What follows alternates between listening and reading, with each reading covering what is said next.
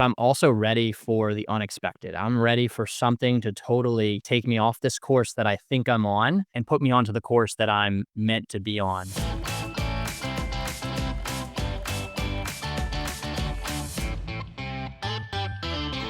Hello, everybody. Welcome to another episode of Get to B School. Thank you for your time.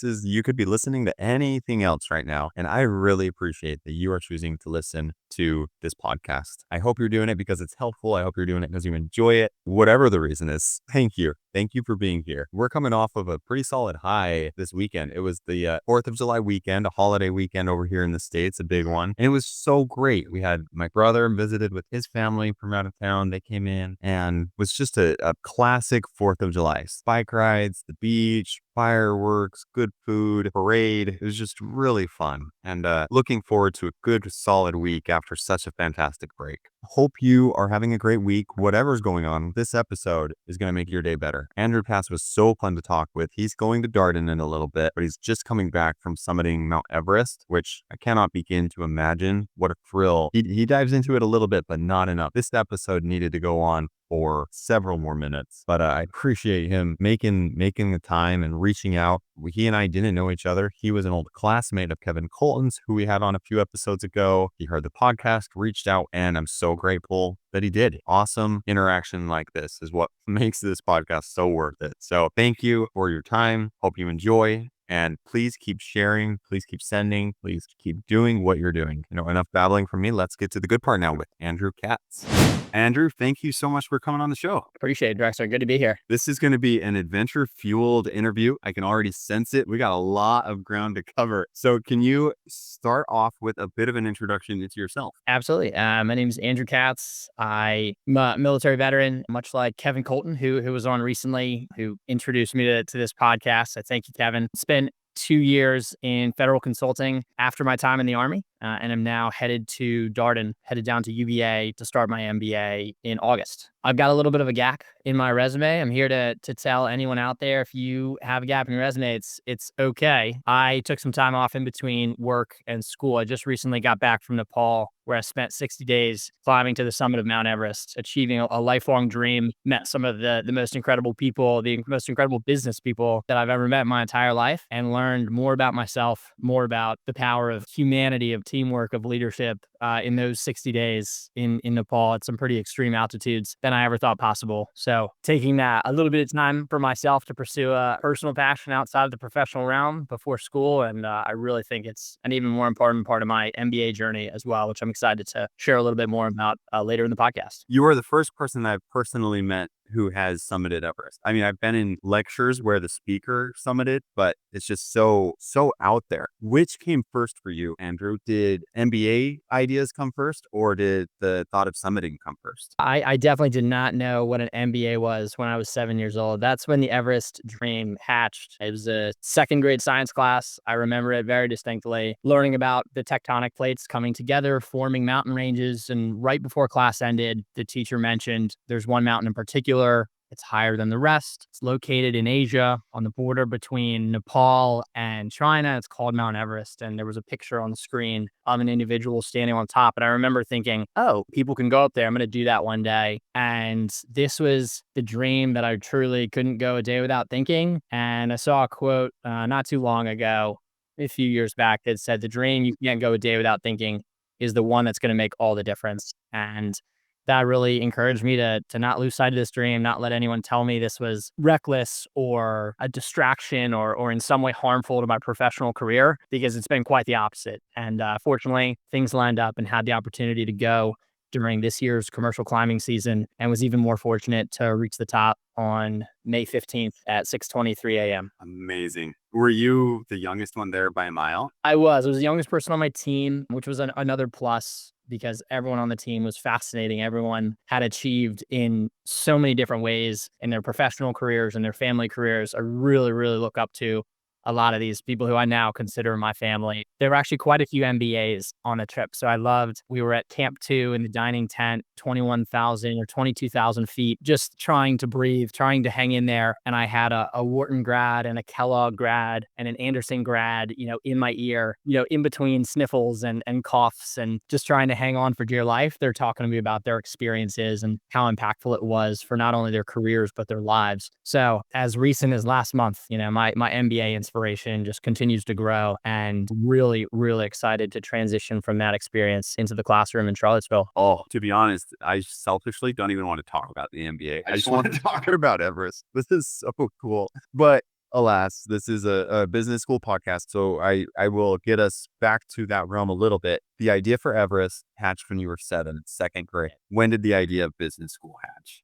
Business school hatched early on in college. A mentor professor at West Point had introduced the idea. He was an engineering undergrad major and had his MBA from Duke. And I just really looked up to everything that this individual embodied from a family standpoint. He was still an active duty officer, but it was the way he carried himself, it was the way he thought that really got me thinking about business school and ultimately pairing it with an undergrad engineering degree. Never lost sight of the dream. When I was freshly graduated early on in my Army career, I was in a military training environment, covered in dirt, very hungry in the rain. And the individual next to me was a Darden grad. And I couldn't believe it. I thought, what's an MBA doing out here in this situation? He was a National Guardsman, but continues to be a friend to this day and just continued to hammer home the importance of going to get an MBA, to expand your network, to learn, to meet people, and to figure it out, figure out what the rest of life's going to look like. Okay, makes sense. So you had exposure to so many different MBA programs. Why did you choose Darden? I'm sure there are a number of other programs that fall into this category. The thing I loved most about Darden was the emphasis on quality of faculty and rigor of the academic program. Not to say I'm an undisciplined or unmotivated person, but I really enjoyed the structure that I found in my undergraduate experience at West Point, and was promised a lot of the same, was promised the expectation that you're in class, the expectation that you're participating, that you're raising your hand. I remember the days where I didn't want to be in class in college. I didn't want to raise my hand. Those are the days I didn't learn anything, the days I fell behind. And I love the idea that they really don't let you fall behind. It's pretty hard to fall behind is what I'm told, despite the difficulty. So I love the structure. And then on top of that, the area, close proximity to Washington, D.C. Coming out of the Army, I was in the Army and then was in the intelligence community as a defense contractor. And that's where my passions lie professionally. That's where my future ambitions lie. So I love the proximity to Washington, D.C. and the connection with the defense and the national security industries that Darden has going. So I'm really excited to tap into that and take advantage of both the academic rigor and the quality of the faculty at Darden. You're coming fresh off of the application process. You were doing one of the most incredible things you can do on this earth during that same period in your life. Talk about the ups and downs of your application. It was not a quick and easy win for me. It was a 2-year process for me. The GMAT did not go as swimmingly as I was hoping the first go around. It was that first spring season. I was in a course. I took the Sherpa Prep program with Nafis and loved it, loved the program, just couldn't get the test. And I realized it wasn't necessarily the test. It was the wrong time in my life. From family to relationship to things going on at work, I was still learning. And I realized everything was pointing in the direction of this is not the year. So I waited a year. I dug back into work, really put my focus into work and learning the consulting profession before diving back in the second year. A year later, was studying with a newfound passion for the GMAT, got the score I needed. And ultimately, I don't think it was just the score, but even explaining the persistence in my interview. I think that resonated with the interviewer. And it came out in a few of my essays that this was not just something I thought I was going to waltz through and crush academically or professionally in business school. I really wanted this. It took me a little bit longer than maybe it takes most people, but that's why I encourage everyone to be persistent. If this is something that you're passionate about, don't give up. Don't self-select. It's a tough process, and not everybody's lucky enough to get that 700 or whatever score they're pursuing on their first go. Persistence pays off big time. Andrew, let's fast forward 3 months from now, 6 months from now. You're in the program. How are you getting involved? What are you really excited about? I'm really excited that there's an opportunity to get a a general management, degree. Don't necessarily have to focus on recruiting into a specific industry, giving me the opportunity to take advantage of some of the entrepreneurship and innovation grants and academic opportunities at the Batten Center. And then I am really excited to get involved with the Darden Outdoors Club, which I feel like I don't really have an excuse not to join, but they've already been fantastic. And they're setting up a first year MBA camping trip, which I will be very much a part of, and really looking forward to getting involved with the DOC, Darden Outdoors Club. Where are you going to take them? I'm gonna let them do their thing. I'm just happy to be there, and I've already spent 50 nights in a tent this calendar year. So what's a few more? 50 nights. Oh man. That's awesome. You're knocking at the door. You're about to start the program. What are you thinking as you're going in? Yeah, I know that Everest has played a big part in kind of your framing. Talk to the listeners about what you're thinking as you're about to start the program. So I'm thinking that I've got an idea. We all applied with a focus. We said we were going to go into consulting, into banking, into tech. And, I do have my ambitions to move into the defense tech space, maybe explore a venture with my younger brother that we've been talking about for years. But I'm also ready for the unexpected. I'm ready for something to totally take me off this course that I think I'm on and put me onto the course that I'm meant to be on. And this is something that I've experienced in life before, but it's never truly crystallized until I went to Mount Everest. And for Mount Everest, I trained. I read every book you can read. I watched every interview. I even interviewed a few summiters that I was lucky enough to meet or be connected with. And I thought I had an idea of what Mount Everest was supposed to be. And I thought I had every day and every footstep ready and memorized and rehearsed. And there were so many unanticipated events, major obstacles. We lost a staff member. We had a huge windstorm come through and blow our tents away, taking $30,000 worth of gear, everything we needed to survive, forcing us to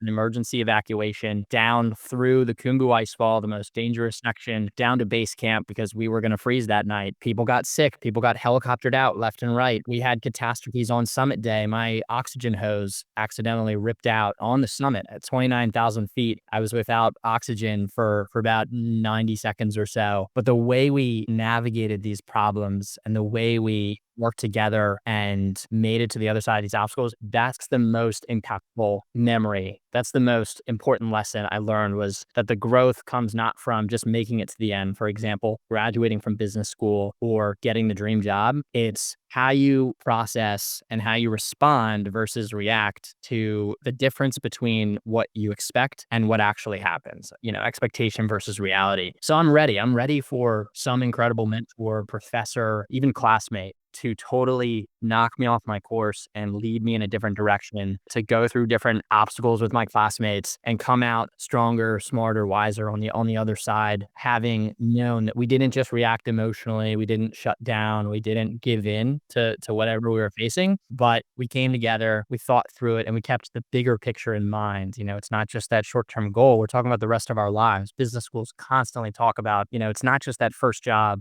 the next job, and the one after that you're really setting yourself up for. And now I go through with this amazing vignette from Mount Everest of realizing that the climb through MBA is not going to be anything like we expect. And it's how we react to those unanticipated challenges going to make all the difference. So I just feel incredibly fortunate that I have that mentality that I didn't have 60 days ago before I flew to Nepal and before I came back. And I'm really excited to see how everything plays out. A few different threads here. I love this theme of just expecting that there will be unexpected aspects. And that's something that I feel you're wise to get ahead of that. The other theme, though, that I'm picking up on is that we can maybe call it stubbornness, tenacity, whatever you want to call it here. The whole you lose your tent on the mountain. And in my mind, that would have been like okay, we're done. We'll try again next season. Is that the norm? Is that just you being crazy? What is your mindset around those types of setbacks? It was tough. That was the first big one. And Drexler, you hit the nail on the head. My first thought was, it's over.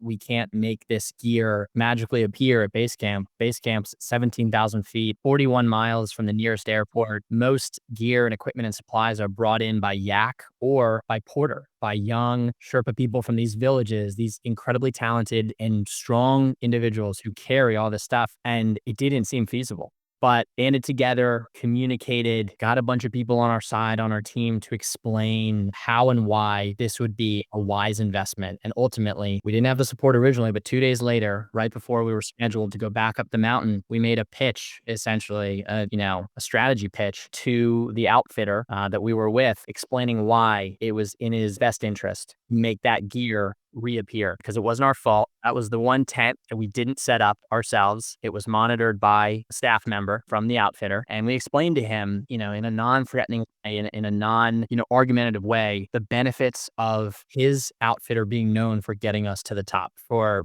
helping us, for being there. It was not easy. It was a very, very painful conversation. But 2 days later, a helicopter showed up with $30,000 worth of climbing equipment that would have never shown up if I had either reacted as emotionally as I originally wanted to, with frustration and rage, that my journey was cut short on day 22, I think it was. But instead, thankfully, and largely in part to some of these older climbers who were just incredible mentors to me, we took a much different approach, a much more strategic approach, kept the bigger picture in mind, kept everyone's image and reputations in mind, and ultimately the outfitter agreed with us, and that gear showed up, and we were able to continue the mission. Do you just get this sense when you tell these stories, do people even get it? I have a hard time really comprehending. It is tough. I think people resonate so far in the few weeks I've been home. I think people resonate with the bigger picture, and that's recognizing the growth. Even my parents, for example, my siblings and I are all fairly strong-willed. Even my parents, I think, have recognized the way I process challenges now, the way I communicate when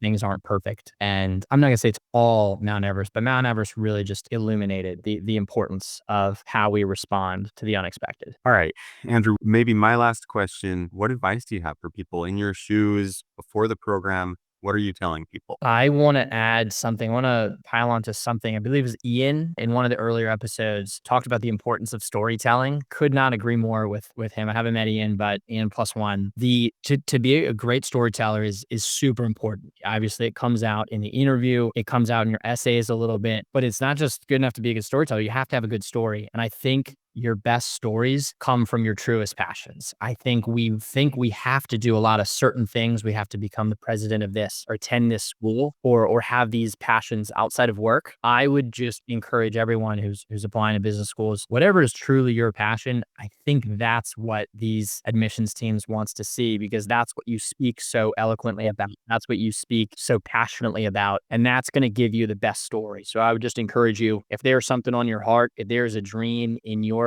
brain that you've had for quite some time, that's probably the one that's worth acting on. And it's probably the one worth giving all your available energy, outside of your professional life and your family life to pursue, because it's probably going to give you the best story. And I can say with incredible confidence, just from the feedback I got from my interviewer and from the admissions team, is the ability to tell a story and the story that you tell are really, really important, particularly if you're like me and you've been out of school a few years. Storytelling. That's an area where I wish I were better, and I love when someone's really good at it. I love to speak with storytellers. I really love that you pulled Ian into this. Like, kudos to you. We got 1 minute left. I just selfishly have to ask, was summiting what you thought it was going to be? It was less important than I thought it was going to be, but it was the thrill of a lifetime, cresting the ridge, looking down into Tibet. We worked together and we agreed that we didn't want to wait in the big famous lines, the queues of climbers that lined up on the really, really nice weather days. So the guide presented a day to us where the weather wasn't necessarily ideal. It was blue sky, but it was blowing 60 to 70 miles per hour and it was -50. And we said, let's do it. And it worked out. It was like the greatest investment, because there was only a handful of people at the summit when we went up there. And, we never waited in line. We kept moving throughout the night. And that was an incredible feeling to stand up top and be the only person up there for like 30 seconds or a minute, at the point. And then we got to spend 22 minutes total on top of the world on the morning of May 15th. And yeah, I'll never forget it. Dude, I just goosebumps, man. That's so freaking cool. Well, I'm more nervous about business school. I'm more nervous about accounting. I'm going to be honest, but No, man. Business school accounting is the best.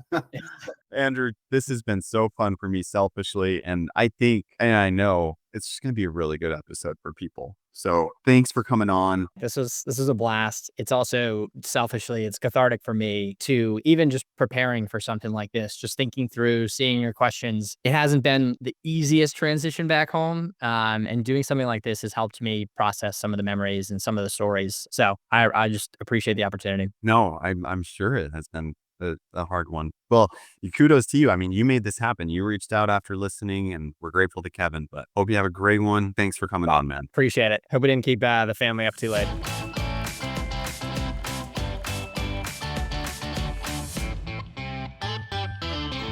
Excited to see how awkward I sounded, but no, I know I get a little excited when I'm talking about this stuff. So As you, ma'am. normally, like people put podcasts on like 1.1 or 1.2 when they're in the car, like to get through them. I was told people are gonna have to put it on like 0.8 so they can understand what I'm saying. I was like, oh man, that's so true. I'm so sorry.